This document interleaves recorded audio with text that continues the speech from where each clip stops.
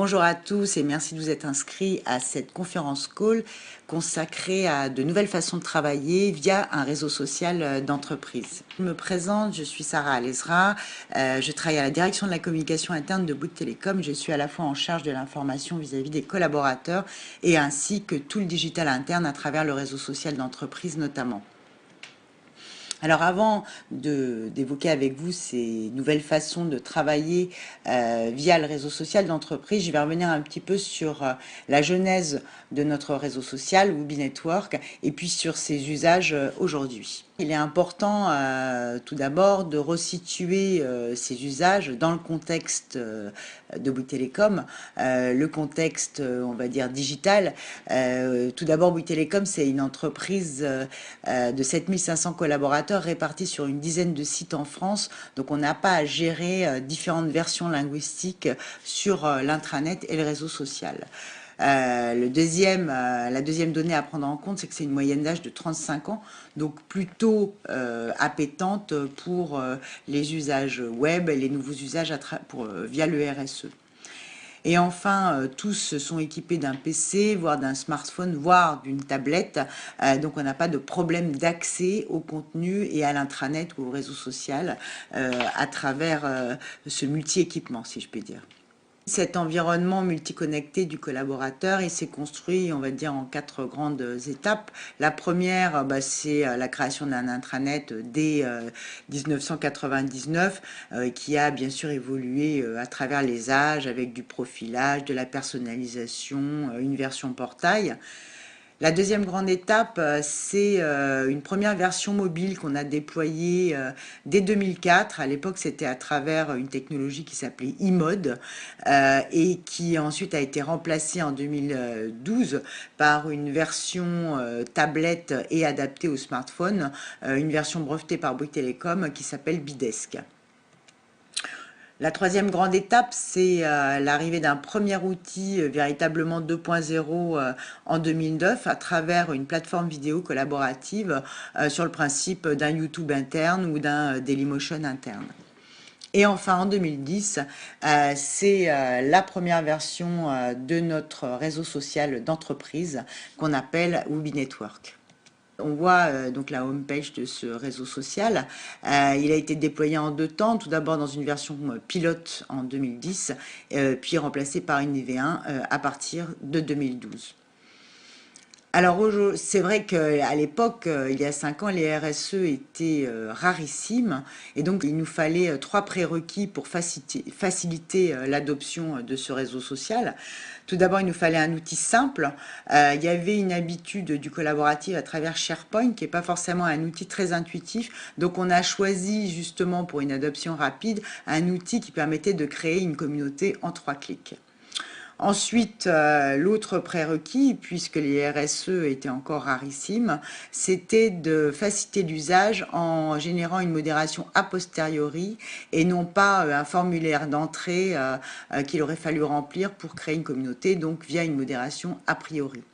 Et enfin, le troisième prérequis, c'était d'avoir des sponsors forts. Donc, on a eu la chance d'avoir 3 co-DG. Tout d'abord, le directeur innovation, le directeur des systèmes d'information, mais aussi le DRH, puisqu'on voit que finalement, à travers un réseau social d'entreprise, on va toucher à des problématiques RH, des nouvelles façons de travailler, mais aussi le profil enrichi, la reconnaissance des compétences du collaborateur à travers le RSE. Aujourd'hui, l'usage de notre réseau social Woobi Network a pris, puisque sur 7500 collaborateurs, on a une moyenne de visiteurs uniques mensuels qui est à peu près de 1500. Ce qui est intéressant, c'est que la plupart de ces communautés qui ont été créées à travers ce réseau social sont aux 2/3 des communautés privées, ce qui montre bien l'usage de nos collaborateurs pour des communautés soit métiers, soit d'équipe, soit de direction, soit des communautés projets. D'ailleurs, ces communautés de direction, c'est à peu près 30% des communautés privées, 18% sont des communautés projets. Dans les communautés publiques, la majorité sont des communautés de communication ou événementielles, c'est à peu près 11%, mais on a aussi des communautés de veille et de plus en plus des communautés support d'entraide, comme par exemple une communauté bureautique qui fonctionne très bien puisqu'elle est associée à un centre d'assistance virtuelle. Alors maintenant, on va aborder ces nouvelles façons de travailler. Et tout d'abord, je vais comparer ces nouvelles façons de travailler au mail, qui reste encore en 2015 le principal vecteur de collaboration en entreprise.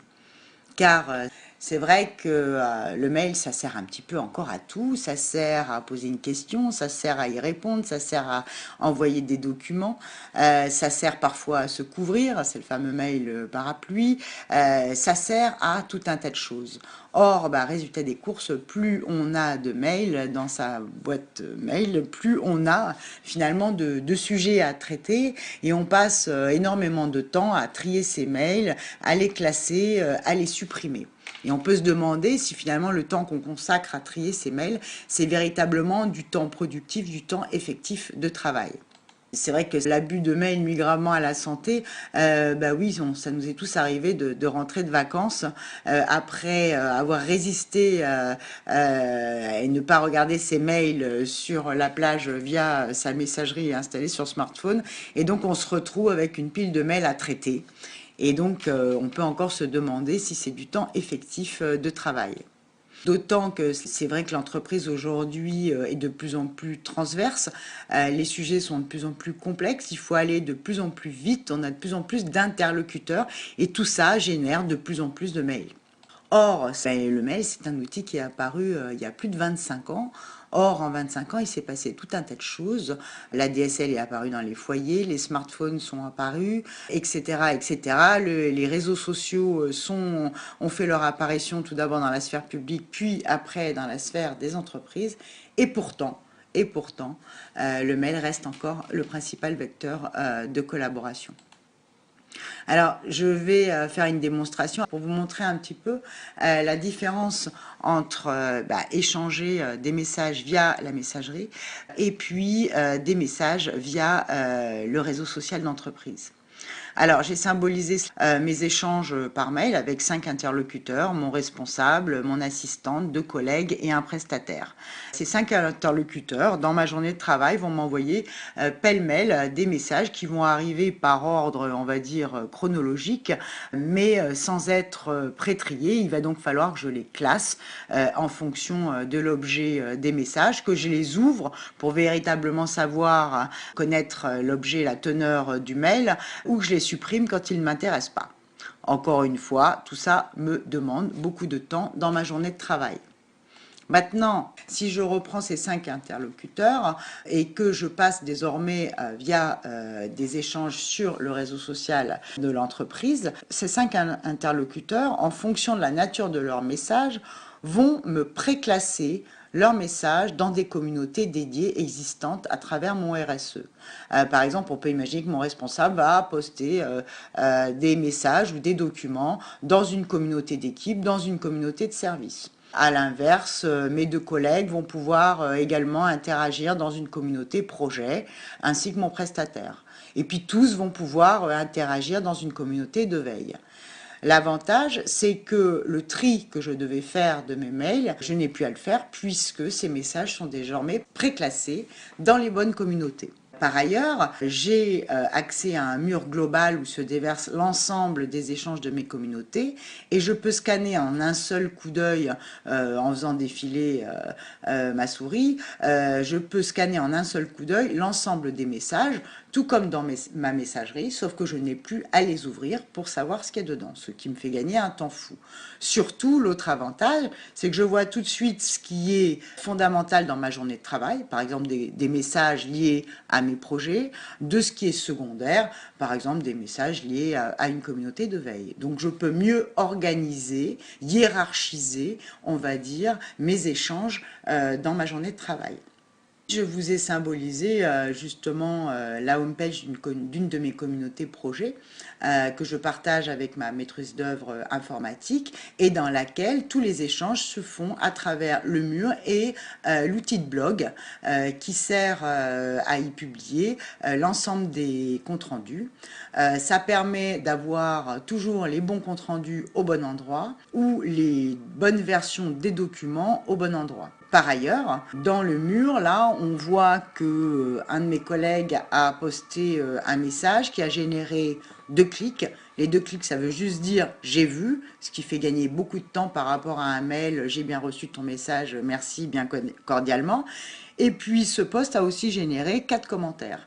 Potentiellement, ce message aurait pu générer 6 répondre à tous, ce qui est beaucoup plus polluant que cette conversation que je peux voir en un seul coup d'œil. Ça me fait gagner encore une fois un temps fou. Il était indispensable quand on a développé le RSE de penser sa version en mobilité. C'est un peu comme si aujourd'hui je ne pouvais accéder que sur Facebook ou sur LinkedIn que à travers ma version PC. Donc dans la continuité de cet usage sur ordinateur, on a déployé une version mobile qui s'appelle Bidesk, qui est absolument sécurisée et qui se déploie à la fois sur les smartphones des collaborateurs ou sur les tablettes personnelles des collaborateurs. Bien évidemment, c'est sur la base du volontariat. On n'oblige pas les collaborateurs à installer cette version mobile. Mais ça permet à la fois d'assurer une continuité des usages en mobilité et puis aussi de rassurer parfois les récalcitrants qui ont peur de perdre l'information s'ils passent de la messagerie au réseau social.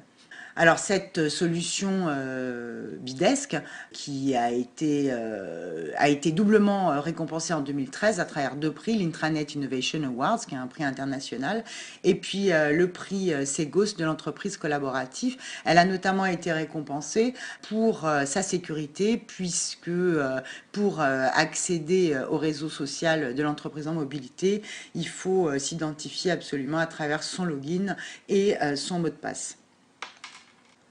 Par ailleurs, le réseau social d'entreprise, à travers du moment où il va générer de la gestion de projet, etc., il va très bien accompagner le déploiement du télétravail en entreprise.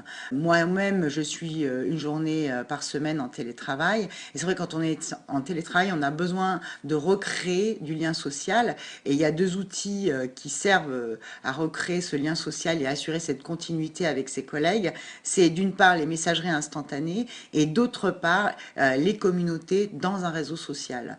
Alors il se trouve que le télétravail et le réseau social se sont déployés de manière indépendante chez Bouygues Telecom, mais on voit qu'ils sont extrêmement complémentaires. Tout ça montre finalement des nouveaux usages et c'est pas facile de faire adopter ces nouveaux usages en entreprise, de faire abandonner le sacro-saint mail qui reste encore important. Et souvent, l'argument qu'on va nous opposer, c'est oulala, j'ai pas le temps, j'ai pas le temps, j'ai pas le temps, voilà, je cours d'une réunion ou l'autre. Or, il faut parfois accepter d'en perdre un petit peu au début pour en gagner énormément après. Et c'est vraiment l'objet de l'adoption de ces nouveaux usages sur le réseau social. On voit finalement qu'avec le réseau social d'entreprise, mais aussi les sites collaboratifs SharePoint, mais aussi l'accès en mobilité à travers Bidesk, à travers le VPN quand on est en télétravail, ou à travers tous les outils de visio à distance, les messageries instantanées, on voit finalement que l'environnement digital de l'entreprise est en train de se transformer drastiquement. Et que finalement, l'image traditionnelle, presque d'Épinal, d'un collaborateur qui avant était derrière un poste d'ordinateur avec un PC et ne bougeait pas de cet environnement-là, finalement on voit que toutes ces frontières de l'entreprise sont en train d'être repoussées avec le digital et que tout ça génère des nouvelles façons de travailler, beaucoup plus agiles, agile, beaucoup plus transverse, même si l'usage reste encore une fois un usage embryonnaire chez Bouygues Télécom. Mais plein d'espoir et prend de plus en plus quand je vois que des métiers comme toute la direction juridique chez nous sont venus nous trouver pour adopter ces nouvelles façons de travailler. Je me dis que c'est un usage à prendre en compte dans les années à venir. Merci à tous de votre attention.